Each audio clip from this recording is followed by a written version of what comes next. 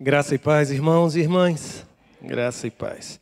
Que a bondade de Deus se renove sobre as nossas vidas, não é? Na manhã deste dia. E que tudo que venha a acontecer sirva realmente para a glória do Senhor. Eu quero convidá-las à leitura do mesmo texto que tem nos acompanhado ao longo deste tempo e que, sugerido pelos irmãos, retrata 4 aspectos que, ao meu ver, são fundamentais na reflexão em torno do tema Uma Igreja Relevante. Eu estou fazendo referência a Atos capítulo 2, verso 42. Atos capítulo 2, verso 42 diz assim: eles se dedicavam ao ensino dos apóstolos e à comunhão, ao partir do pão e às orações. Nós tivemos a oportunidade de nos debruçar sobre a didaquê, sobre o ensino dos apóstolos. Foi o nosso primeiro encontro. Ontem nós falamos sobre a comunhão. E hoje chegou a vez de conversarmos sobre o partir do pão, o quebrar o pão. Isso é tão interessante porque o gesto de partir o pão era algo extremamente comum. Assim como para o nordestino o cuscuz, sabe, à mesa, para aquela gente partir o pão que era preparado de uma forma tão artesanal na hora da refeição era algo semelhante. Eu me lembro de já ter partilhado do pão em algumas viagens missionárias que fiz, em situações muito interessantes e até inesquecíveis. Quando comíamos de uma mesma porção e lá estávamos todos a colocar a mão no alimento, e eu me recordo ainda hoje que eu fui tão bem recebido que o líder daquela aldeia, com as mãos não tão bem lavadas, resolveu, num gesto de hospitalidade, fazer o bolinho daquela massa com a mão e colocar na minha boca. E eu confesso aos irmãos que eu recordei a minha infância, lembrando-me, lá no Nordeste a gente chama de capitão, não sei como é que... aqui também tem isso?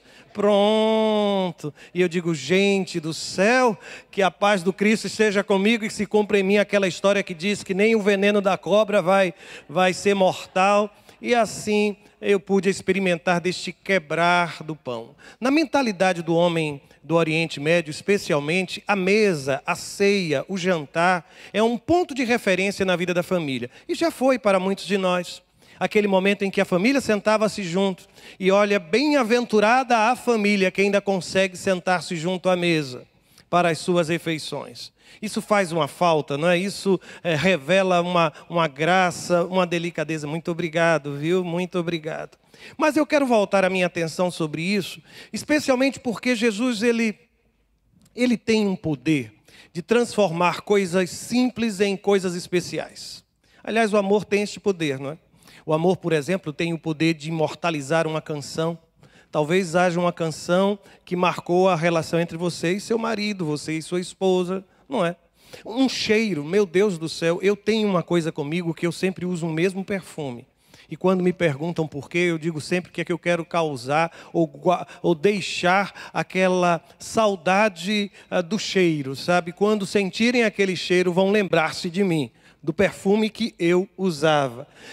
É um lugar, um prato, uma refeição. Jesus, ele consegue fazer com que um gesto tão simples se torne um gesto distintivo. Se você se recorda da experiência de Emaús, ele foi identificado quando? Por aqueles que estavam caminhando. No momento em que quebrou o pão, em que partiu o pão. Deus tem este poder, sabe, de tornar pessoas inesquecíveis, lugares tornam-se inesquecíveis pela graça de Deus na minha vida e na sua vida. Mas aqui estamos, e me permita ainda fazer mais 2 observações antes de mergulhar no texto.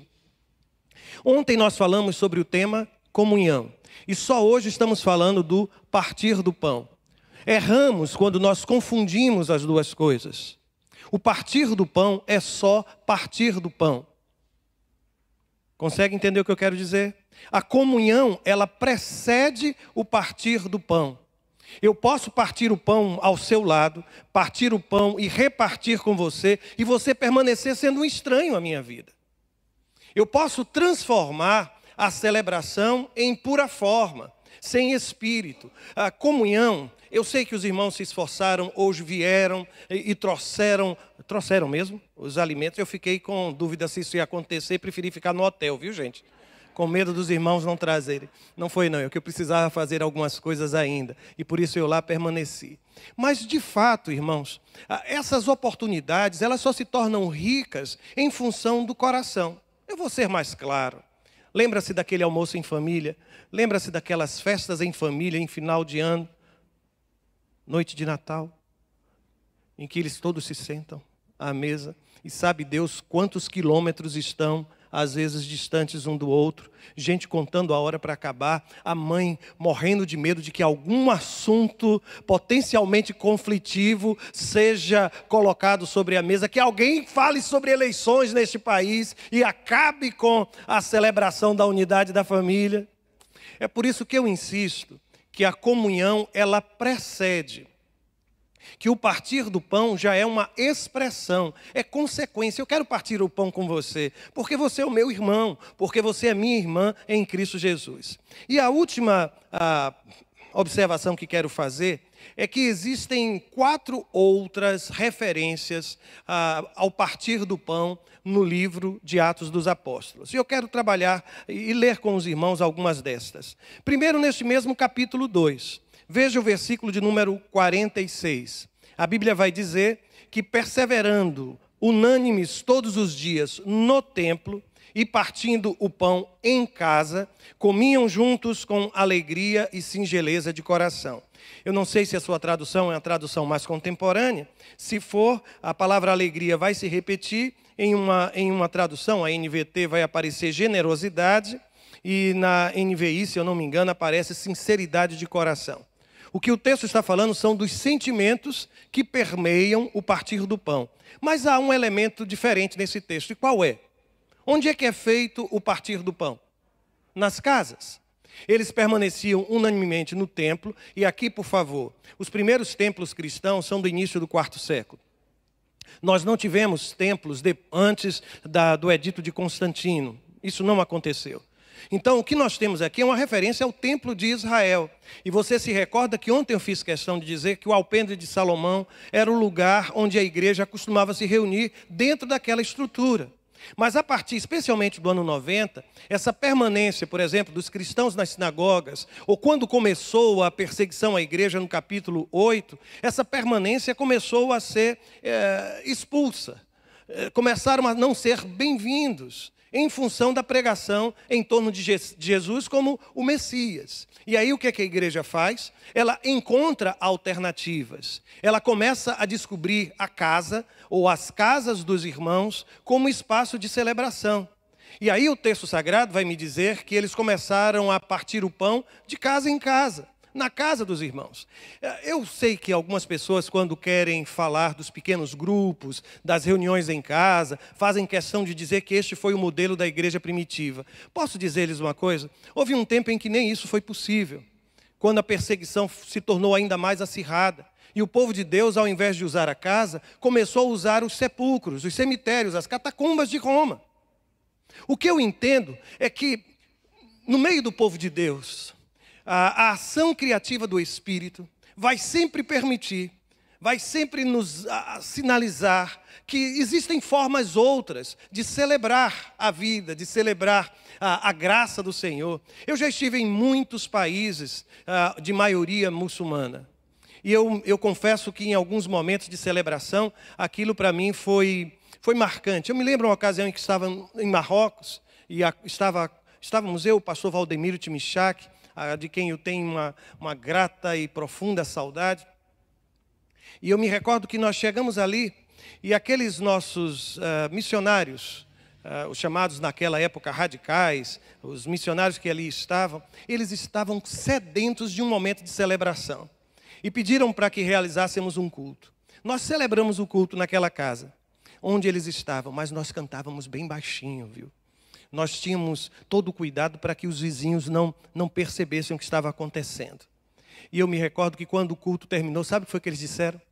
Eles disseram assim: a gente pode fazer outro, de novo. Sabe aquela criança pequenina que quando você começa a brincar ou contar uma história, ele diz assim: de novo, de novo. A sede pela celebração era tão grande E ali nós celebramos a ceia do Senhor, irmãos. Nós celebramos a ceia do Senhor com eles. E eles ficaram tão impactados, tão impactados. E eu nunca mais me esqueci que em uma sala pequena, numa casinha lá no Marrocos, eu vi a manifestação da graça de Deus na vida daqueles jovens que ali estavam. Deus se fez presente. Deus se faz presente na reunião do seu povo. O que eu preciso é ter a criatividade do Espírito para encontrar as alternativas. Eu estive algum tempo atrás em Cuba, e lá eles não estavam mais permitindo a organização de igrejas. E quando o Estado fez isso, favoreceu a própria igreja. Em que sentido? É que eles começaram a liberar a organização de casas de oração. E incentivou o povo de Deus a transformar a sua casa em espaço de celebração. O resultado, a igreja estava explodindo ali em Cuba. Eu tive a oportunidade de falar a mais de 200 de líderes. E eles apaixonados por aquilo que estava fazendo. Na China eu vi a mesma coisa. Eu vi o povo de Deus se mobilizando. E olha, eu vou dizer-lhes que eu vivi um constrangimento enorme, porque nós conhecemos uma liderança da chamada Igreja da Resistência, da Igreja Subterrânea ali, e conseguimos trazê-la para o Brasil, junto com outros pastores, e ela foi nos visitar. Aí ia começar uma obra da prefeitura na frente do templo da Igreja Batista do Farol. E se um dia você for a Maceió, visite este lugar, porque é o lugar mais lindo daquela cidade, viu? Mas deixa eu voltar ao assunto. A prefeitura ia bloquear o acesso. E íamos passar por um longo tempo de obras, dificuldade para estacionar o carro. E eu fui dar o aviso. E em meio ao aviso, sabe o que é que eu disse? Eu disse, olha irmãos, mas não desistam, venham para a igreja. Não permitam que isso se transforme num obstáculo. E alguém traduzindo para ela, porque ela falava inglês. E ela ouviu, quando ela tomou a palavra. Sabe aquele momento em que você procura um buraco para se enfiar? Ela disse, eu não estou entendendo o que está acontecendo aqui. Ela disse, olha, lá na China, a gente entra em contato com os irmãos dizendo, não venham hoje não, porque já tem muita gente, para não chamar muita atenção. Aqui o pastor de vocês precisa dizer que vocês precisam vir à igreja. Gente, eu olhei assim, digo, onde é que eu me escondo, por favor? Onde é que eu me escondo? Aqui está uma igreja que encontrou alternativas para continuar quebrando o pão, partindo o pão. E não vai faltar, irmãos, porque o povo de Deus continua celebrando o amor e a graça, mesmo em ambiente de perseguição. E eu me recordo que quando eu perguntei a esses irmãos perseguidos, olha, vocês querem que oremos lá no Brasil em favor do quê? Eu imaginei que eles iam dizer o quê? O que é que você imaginaria? Pelo fim da perseguição. Sabe o que é que eles me disseram? De jeito nenhum. A gente só quer pedir que Deus nos mantenha fiel neste tempo. Eu não podia ter ficado calado, não era, gente? Pois bem, meus irmãos, eu creio nesse Deus. Mas existem outras referências, viu? E que referência é essa? Em Atos capítulo 20, verso 7, quando associa a celebração no primeiro dia da semana, o domingo como espaço de celebração do dia da ressurreição do Cristo. Em Atos 20, no versículo 11, quando acontece aquele milagre do rapaz que estava na janela, e Paulo volta, celebra a ceia, e ele passa a noite inteira ainda falando, até a alvorada. E depois em Atos 27, versículo de número 35, quando mais uma vez a experiência do partir o pão e do ter dado graças, que é na verdade uma repetição do gesto de Jesus, acontece na igreja. A grande pergunta que a gente faz a essa altura é, o que significa essa expressão? Será que essa expressão está falando de uma refeição comunitária? Será que essa expressão está falando da celebração da ceia do Senhor? Onde eu posso identificar a celebração da ceia, onde eu posso identificar a refeição comunitária? A primeira coisa que eu quero dizer aos irmãos é que nós levamos lá para o primeiro século aquela percepção que nós temos da ceia do Senhor celebrada hoje. E qual é a percepção que você tem? É que o cálice é, no máximo, um dedo pequenino de suco de uva, e que o pão eu não sei quantos milímetros tem aquilo, porque alguns irmãos diáconos, quando vão fazer, são extremamente econômicos, né? Na hora de cortar o pão. Mas é tão minúsculo. E isso não é, na verdade, nunca foi o que a igreja experimentava. Porque o que a igreja experimentava era muito mais do que aquilo que nós servimos. Muito mais do que aquilo que servimos. E eu vou dizer-lhes, eu às vezes fico muito preocupado com essa mania de querer separar o sagrado do profano. O mundano, o secular, daquilo que é espiritual, daquilo que é uma experiência diante de Deus. Eu me recordo de dois teólogos, sabe? Um primeiro, que impulsionou a reforma protestante, Martinho Lutero, que logo depois do processo de reforma, muita gente saiu dos mosteiros. Ele mesmo casou-se com uma mulher chamada Catarina Fombora, que também havia feito seus votos, gente querendo redimensionar a vida. E houve uma ocasião em que um sapateiro procurou Lutero e perguntou a ele o que ele poderia fazer. Porque diante de tudo que ele estava ouvindo, ele precisava fazer alguma coisa para o reino de Deus. Ele queria se tornar um instrumento nas mãos do Senhor. Lutero olhou para ele e perguntou a profissão. Ele respondeu, eu sou um sapateiro. Ele disse, olha, você pode glorificar a Deus de uma forma muito simples. Faça o melhor sapato, venda por um preço justo e Deus há de ser glorificado na sua vida. Eu vou citar um outro teólogo, vigente. Eu acho que eu vou escandalizar alguns. Então vou fazer o seguinte, primeiro eu vou citar a frase, depois eu vou dizer a fonte. O carpinteiro que faz bem o seu trabalho faz uma coisa muito importante. O pedreiro que ajuda a construir uma casa, o professor que educa as crianças, o policial que vigia, o chofer de táxi que dirige com precaução, a recepcionista que atende bem as pessoas, o burocrata que trabalha com honestidade, o operário, a enfermeira, o artesão, todos eles fazem coisas importantíssimas. Sem eles não poderíamos viver.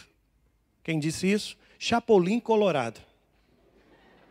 E agora sigam-me os bons, né, gente? Porque, de fato, a gente precisa ter essa percepção de que Deus permeia a vida da gente como um todo. Quando a irmã faz um bolo gostoso, a irmã está abençoando os seus filhos.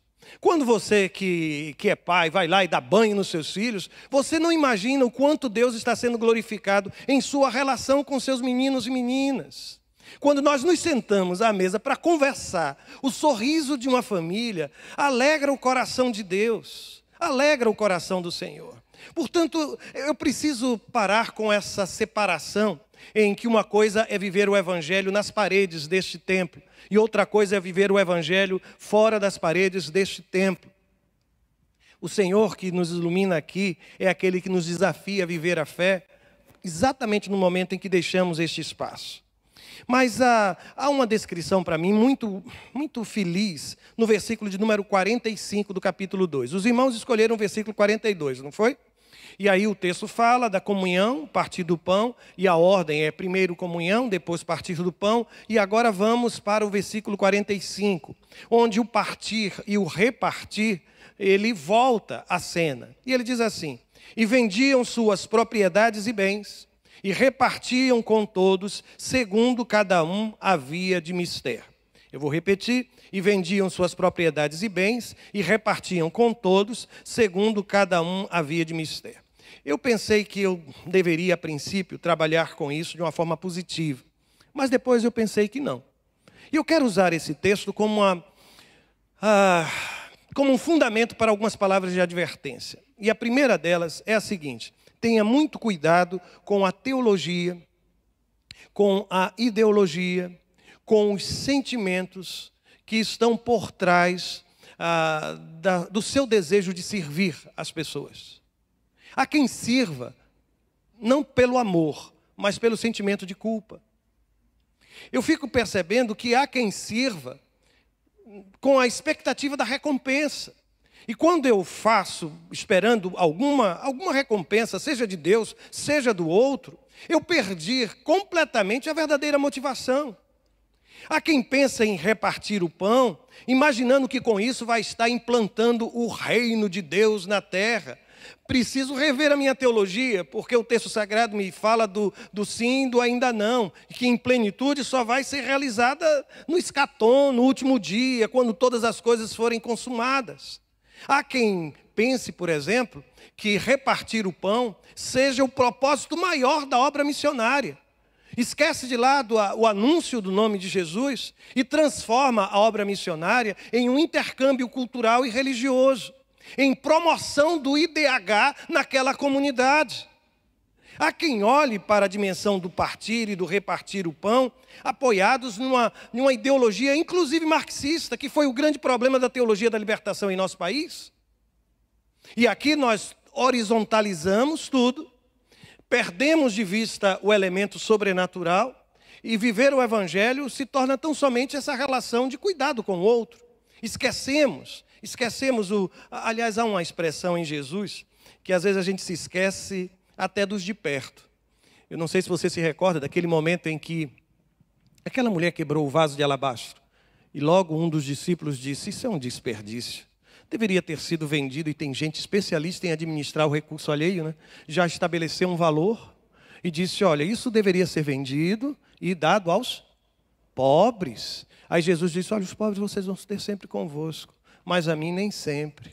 Sabe, Jesus estava dizendo que às vezes a gente olha, às vezes nós somos, deixa eu dizer desse jeito, extremamente misericordiosos para os distantes, para os de fora, e especialmente implacáveis para com os de dentro.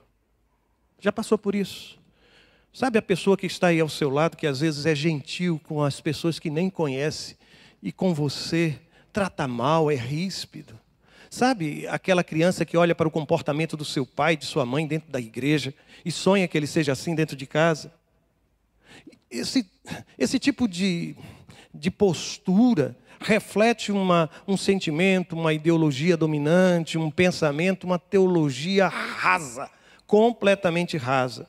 Por isso eu volto a dizer, tenha muito cuidado com a ideologia, com o sentimento que está por trás do seu desejo de repartir o pão, de partir aquilo que o Senhor tem lhe concedido.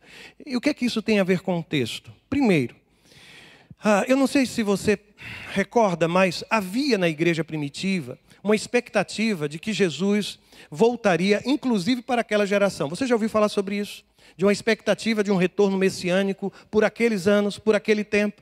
Por trás dessa disponibilidade dos recursos, da venda dos bens, havia uma teologia, havia um pensamento teológico equivocado. Em Atos, no capítulo 1, quando Jesus, o texto descreve a ascensão do Senhor, qual foi a pergunta que aqueles fizeram?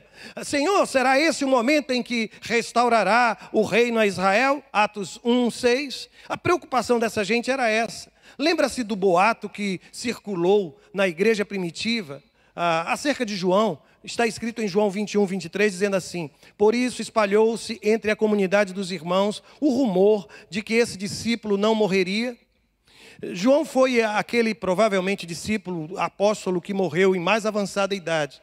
Presumem que até o ano 90 ou um pouco antes disso ele ainda estava vivo. E quanto mais avançava a idade de João, maior era a expectativa da igreja, porque imaginava que aquela geração estaria de pé, viva, no retorno do Senhor.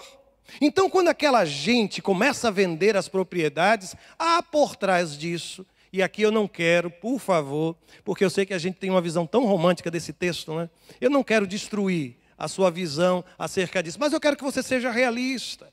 Eu quero que você seja realista. Eu vou mais adiante.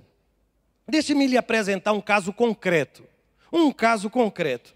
Em Colossenses, quando o apóstolo Paulo escreve aquela igreja, Tessalonicenses, 2 Tessalonicenses, capítulo 3, versos de 6 a 13, eu tenho um caso concreto. O que é que está escrito ali? Eu vou repetir a referência, 2 Tessalonicenses 3, de 6 a 13. O apóstolo Paulo fica preocupado dizendo o seguinte: mantenham-se afastados de todos os irmãos que vivem ociosamente. O que é que estava por trás disso? Ele vai explicar. Lá adiante ele vai dizer assim: quem não quiser trabalhar, não deve comer. Mais adiante você vai ver assim: contudo soubemos que alguns de vocês estão vivendo ociosamente, recusando-se a trabalhar e intrometendo-se em assuntos alheios. O que aconteceu em Tessalônica foi algo interessante. Paulo havia falado do retorno de Jesus e eles criaram essa mesma expectativa. Aí alguns muito espertos no meio da igreja disseram: então para que eu vou trabalhar? Para que eu vou trabalhar? Eu vou almoçar hoje. Como é o seu nome, meu irmão da máscara? Eu vou almoçar hoje com Samuel. À noite eu vou passar. Como é o seu nome, meu irmão? Eu vou à casa do Edson. Eu tomo café na casa do Edson. Amanhã de manhã eu vou tomar café na sua casa. Diga lá. Ismael, amanhã pela manhã, e essa gente não trabalhava e ficava de casa em casa. Vai na casa do pastor também. Normalmente na casa do pastor ele passa dias, sabe? Resolve também passar dias e passar a noite. Essa gente começou a dizer, olha, se Jesus vai voltar, para que eu quero propriedade? Para que eu quero trabalhar? Fui. Estou esperando o meu Jesus. E parece mais crente do que todo mundo, né? E aí o texto diz que quem está ocioso começa a fazer o quê?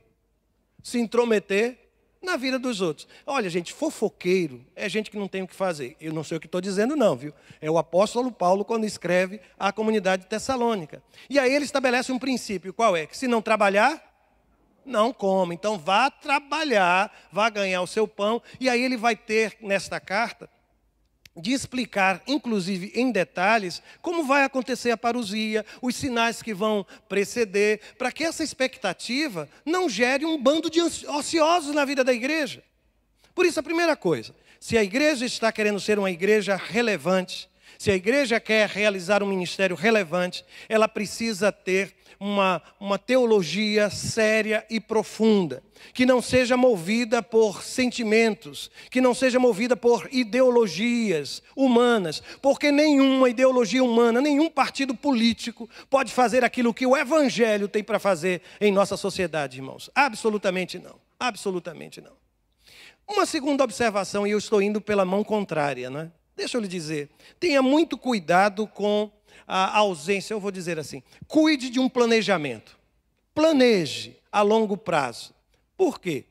Eu tenho percebido que nenhuma ação de misericórdia subsiste apenas pelos sentimentos que despertam.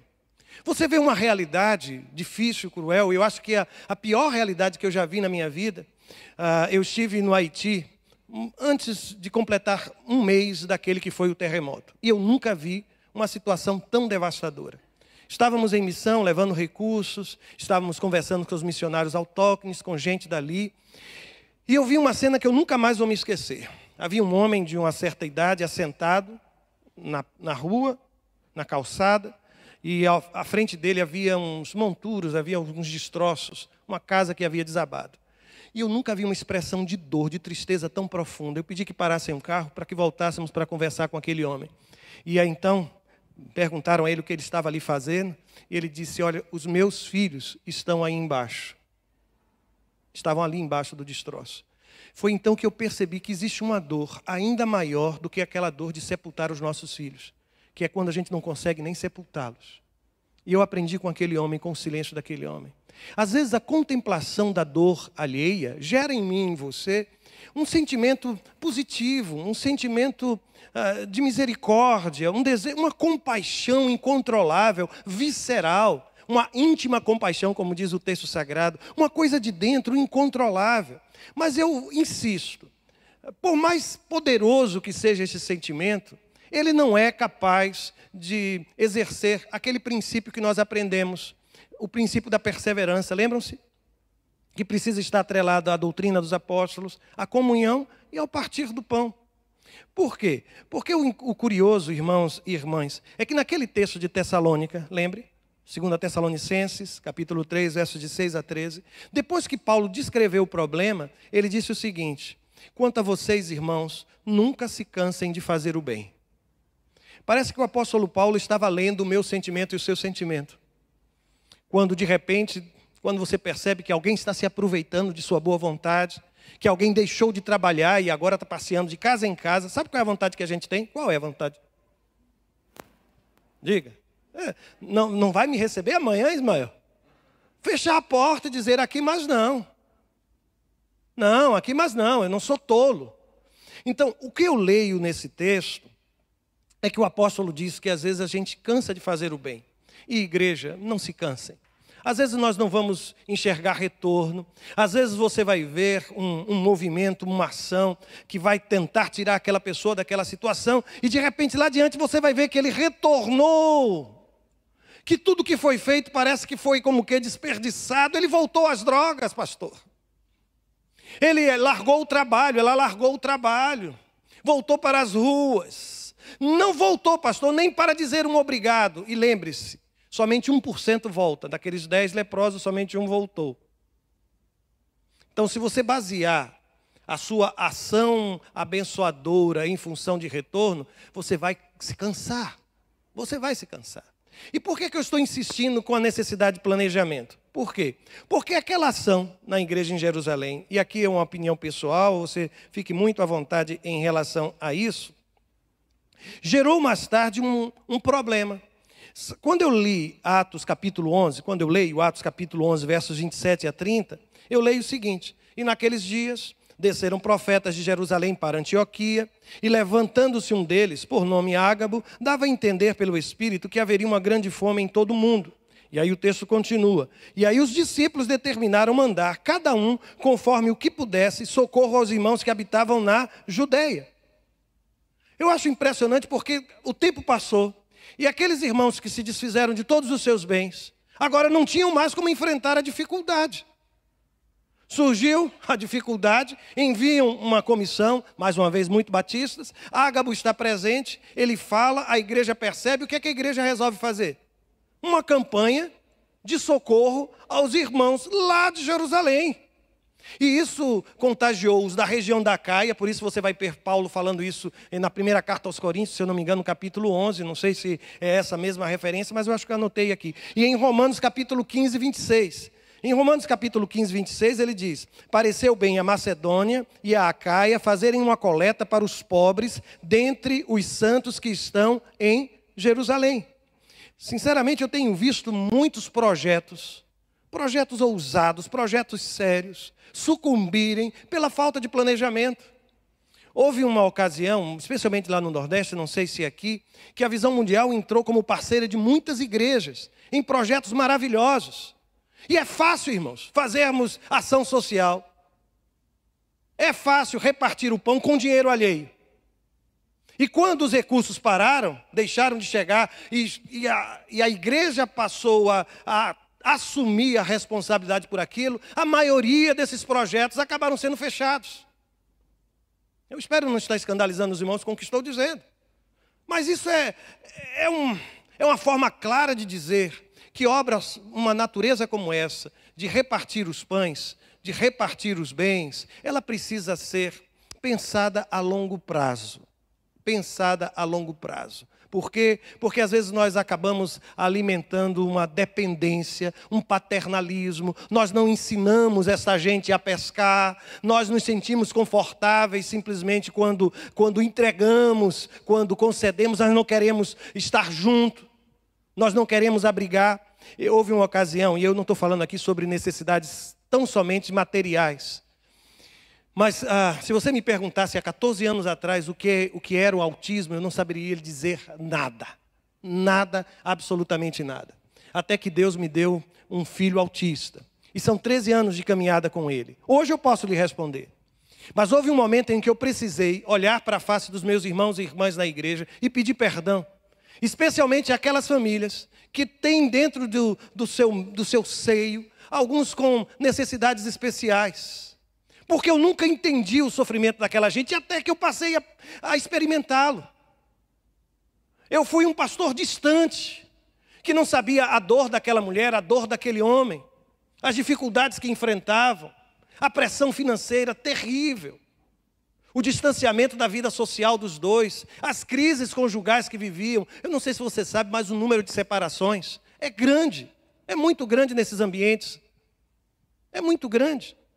E foi nesse momento que eu precisei dizer, olha, eu não entendia a sua dor. Porque repartir o pão, irmãos, às vezes é repartir abraço. É pão em forma de abraço. É pão em forma de uma escutatória. É pão em forma de acolhimento. E então, nós criamos um grupo na igreja, uma classe de escola dominical. Pode imaginar disso? Somente com famílias, com alguém com a necessidade especial. E, gente, é tão lindo ver o encontro. Porque aqueles pais, eles não se incomodam quando seus filhos entram sala dentro. E aí alguém chega né, e olha o poder contagiante que isso tem. Nós temos recebido muitas famílias nessas condições. E eles se sentem tão acolhidos. Aí eles começam seus depoimentos falando, e eu não sei se vocês entendem. Aí todo mundo diz, entendemos sim, entendemos sim, entendemos sim. Nós precisamos entender que repartir o pão Que ser uma igreja acolhedora, que dizer, olha, senta-se à mesa, eu vou dividir aquilo que Deus tem me dado com você. Talvez seja somente dizer, olha, eu posso levar uma sopa para você não precisar hoje se preocupar. Gente, eu estou dizendo uma coisa assim bem pequenina, mas você não sabe o que é que significa na vida daquela mulher. Ela vai ter tempo. Olha, eu posso ficar com o seu filho hoje para você tomar um banho. Sabe aquele banho de cabeça sem se preocupar, deixar a porta aberta, sair correndo em meio a um... Às vezes são pequenos gestos. Eu sei que a gente tem hoje pessoas querendo ministérios muito gloriosos e a gente se esquece do ministério das coisas simples. Das coisas tão simples que às vezes a gente pode fazer e deixa de fazê-lo. Aquela igreja começou de uma forma tão entusiasmada, vendeu tudo e começou a repartir os bens, mas chegou um momento em que eles não conseguiram suportar isso. E uma coisa curiosa é que aqueles que socorreram agora precisavam ser... Lembre-se disso. A vida às vezes é uma gangorra, viu? Hoje você está precisando de socorro, mas Deus vai lhe reerguer. E você vai servir de socorro para outros que estão passando por aquilo que hoje você está passando. Eu sei que eu me tornei uma pessoa diferente com essa experiência toda com meu filho. Eu vou ser muito sincero para os irmãos e irmãs. Se eu pudesse escolher, eu escolheria a indiferença do que a sensibilidade de hoje. Se eu pudesse ver meu filho completamente integrado, falando comigo, me chamando de papai. Mas algumas verdades espirituais a gente só aprende, só descobre, só são descortinadas quando a gente passa pelo vale, sabe, irmãos? Somente assim. Mas creia, um dia eu fiquei me perguntando, qual foi o propósito de Deus em tudo isso? Porque as pessoas às vezes são impiedosas, viu? Muito impiedosas. Eu me lembro de alguém, de igreja, gente de igreja, líder da igreja, que virou-se para mim e disse, está vendo? Foi procurar sarna para se coçar. As pessoas são cruéis, irmãos. Até que uma senhora, que faz parte da nossa classe, virou-se para mim e disse, pastor, eu sei porque Deus lhe deu Davi. Eu disse, sabe, então me diga qual foi o segredo. O que foi que Deus lhe contou? E ela, com lágrimas nos olhos, olhou para mim e disse, foi para que pudesse abençoar a minha vida. E eu me calei. E esse é um princípio bíblico, que o Deus é o Deus de toda consolação. E Ele nos consola, para quê, irmãos? Para que possamos consolar os outros que estão à nossa volta. Por isso, se os irmãos querem ser uma igreja relevante, lembrem-se, precisam ter uma teologia coerente, sustentável, mas também precisam ter um planejamento com começo, meio e fim. Não adianta querer, de uma hora para outra, suprir todas as necessidades dos habitantes dessa cidade. É preciso que haja e mais, sabem? Cuidado para que a gente não estrague o hoje em função daquilo que é o amanhã. Eu vou tentar dizer de uma outra forma. Eu tenho conhecido algumas pessoas no meio do povo de Deus que têm uma vocação para obras faraônicas, que é um negócio impressionante. Alguns chegam no meu gabinete, mas discorrem assim, e com muita paixão, de projetos ousadíssimos. E eu fico... Só que essa gente, às vezes... Isso é só lá, viu, minha gente? Isso é só lá, eu preciso dar essa advertência. Passado um mês, onde é que está o irmão fulano? Arrebatado foi. Sumiu. Mas isso é só lá, não é aqui. Quem se compromete com ministérios dessa natureza precisa exercer a perseverança.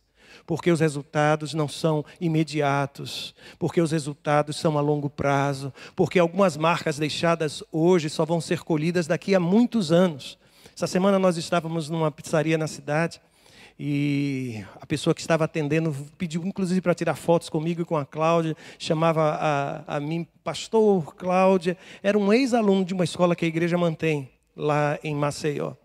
E ele estava falando de tudo aquilo que havia experimentado. Meu Deus, nós precisamos muito tempo para ouvir aquilo que Deus operou na vida daquele menino que estudou em nossa escola, que ouviu uma palavra, uma palestra. Isso é tão belo, irmãos, tão belo. Mas deixa eu dizer-lhes a terceira preocupação. Terceira preocupação minha é: tenha muito cuidado com a administração dos recursos. Por que eu estou dizendo isso? Porque é fácil perceber a forma como a igreja administrava os recursos para serem repartidos. Você se lembra como é que a igreja fazia? Está escrito em Atos capítulo 4, versos de 32 a 37. No primeiro verso diz assim, que todos os que creram estavam unidos em coração e mente. Lembram-se da comunhão que precede o repartir? E aí depois o texto diz, não se consideravam donos de seus bens, de modo que compartilhavam tudo o que tinham. Sabe uma das coisas que eu acho mais mentirosa na vida?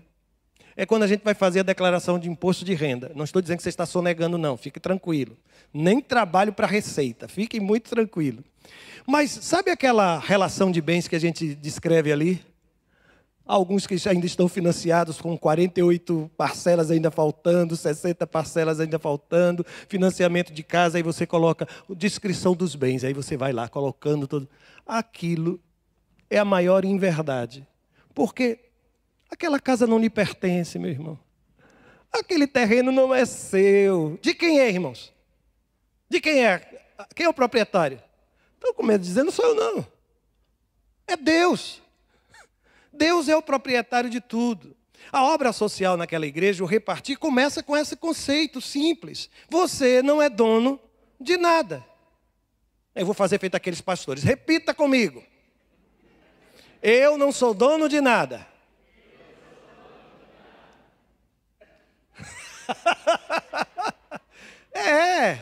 Deixa eu fazer uma outra coisa. Está com a carteira no bolso, os irmãos?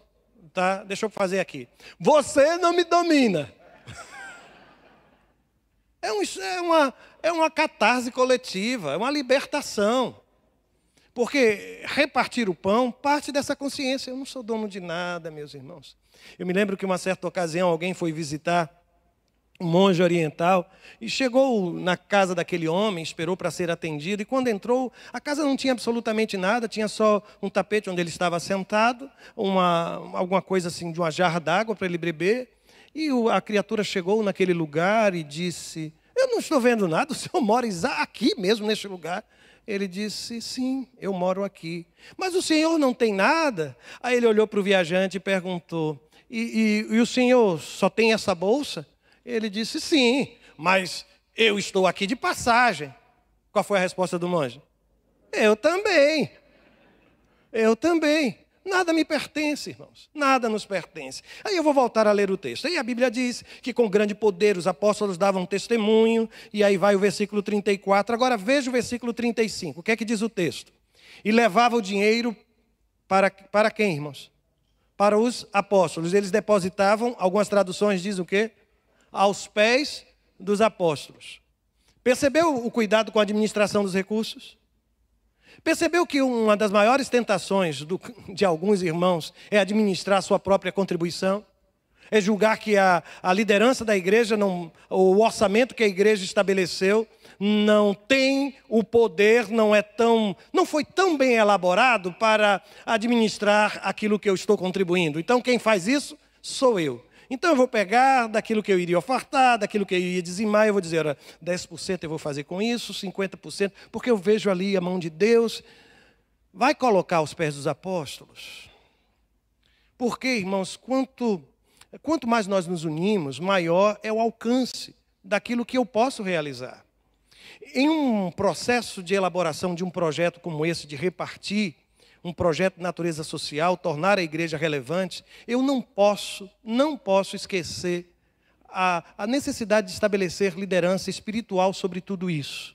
E isso aqui está sendo reconhecido. Eu falei sobre, é fácil, né, a gente afirmar sobre a doutrina dos apóstolos, o ensino dos apóstolos. E quando é para botar ao pé dos apóstolos? E olha, eu estou falando dos apóstolos do primeiro século, viu? Não tem nada a ver com os de hoje, viu? Nada a ver com os de hoje. Eu estou dizendo que eu preciso reconhecer nesse processo a liderança, a unidade de comando, a liderança, a administração destes recursos. E eu fico observando, eu já disse que eu sou fã do Barnabé, né? E aí nos versos 36 e 37, conta mais uma vez uma participação de Barnabé. E eu não sei se você sabe o que é que significa o nome. O que é que significa o nome Barnabé? Está aí. Filho do encorajamento. Na sua tradução diz o quê? Consolação. Eu gosto do Barnabé. Aí a Bíblia diz que Barnabé era um desses, que eu não tenho nada, nada me pertence. Ele era da tribo de Levi, tinha nascido na ilha de Chipre. Aí no versículo 37 diz que ele vendeu um campo que possuía, entregou o dinheiro aos apóstolos, ou, nas traduções mais antigas, o depositou aos pés dos apóstolos. E eu fico imaginando o impacto disso na vida da igreja, né? Impactou tanto que se você virar e for um pouco mais adiante para o capítulo 5, você vai ver que um casal resolveu imitar o Barnabé. Eu não sei se você sabe, mas os mártires do primeiro século tornaram-se motivo de imitação para muita gente. As chamadas atas dos mártires traz depoimentos maravilhosos. E os mártires acabaram se tornando algo a ser imitado. E sabe o que aconteceu? Algumas pessoas, sem serem denunciadas, começaram a se apresentar para sofrer o martírio, para serem martirizadas e se tornarem inesquecíveis na vida da igreja. Só que há um comentário numa carta entre Plínio e Trajano, que ele diz algo curioso. Ele diz assim, que esses que se ofereceram para o martírio, quando são questionados, dizem, olha, Jesus, senão você vai ser morto. Aí ele diz que essa gente todinha, na hora H, sabe o que fazia? Negava Jesus. Negava Jesus. O que tem de gente querendo reproduzir aquilo que... Estão entendendo? Sabe esses cacoetes espirituais que às vezes as pessoas têm, que parece que elas estão... Eu vou dizer uma expressão que não é nem evangélica, nirvana assim, sabe? Espiritual. Que parece que estão assim, cantando, estão a uns 2 palmos pelo menos do chão. Aí você olha para aquilo. Tem tanto teatro, gente, no meio do povo de Deus. Tem tanto faz de conta. Tem tanta imitação de Barnabé, que aqui estão 2. E na igreja primitiva, eles vão, vendem um terreno, e o que é que eles fazem, irmãos? É simples. Atos 5:2 diz assim, levou apenas parte do dinheiro aos apóstolos, mas com a aprovação da esposa, afirmou que aquele era o valor total e ficou com o resto. Foi simples. Ao invés de entregar tudo, ele administrou. Fez uma aliança com a esposa. E é tão interessante porque quando eles são repreendidos, ele diz, rapaz, por que você está mentindo? Você não está mentindo para a igreja, não é para homens, não, você está mentindo ao Espírito Santo de Deus. Por que isso? Se o seu coração se propõe a dar somente uma parte, dê uma parte, mas dê de coração. Por que você está mentindo? E olha, isso é Novo Testamento, mas os 2 acabaram morrendo naquele momento. Tanto o marido quanto a mulher. Tudo porque eles, entre outras coisas, eles decidiram administrar os recursos. Gente, se uma coisa dessa se repete, hein? Tá rindo, é? É para chorar, viu? Se uma coisa dessa se repete. Nós precisamos ter em mente que uma igreja relevante é uma igreja que fortalece a unidade de comando, a unidade de princípio. Precisa caminhar junto, irmãos. Nós precisamos de ter a humildade para ser chamado para viver Arão. O que é que eu quero dizer com isso? É que todo mundo quer ser o primeiro, todo mundo quer ser Moisés. Ninguém quer ser chamado para ser Arão. Ninguém quer ser chamado para ser o Baruque, quer ser o Jeremias. Eu quero ser o Jeremias. Mas se você, por exemplo, for para a história de Moisés, sabe quem é que tocou? Sabe quem é que... É a vara que estava na mão de Arão. Deus é quem coloca cada um de nós no lugar onde Ele quer. No lugar onde Ele quer. Nós somos ferramentas de Deus e o que eu observo é que quão bom é poder estar nessa caixa de ferramentas. Do jeito que você é, Deus vai lhe usar, minha irmã. Você não precisa se parecer comigo, parecer com... Não. Às vezes a gente fica... Não sei se acontece com os irmãos. Às vezes a gente recebe alguém que vai dar um testemunho missionário e fala do que tem feito, que a gente vai se sentindo cada vez menor, cada vez menor, cada vez menor, cada vez menor. A gente vai se sentindo um assessor do nada, não é? Um assessor de ninguém.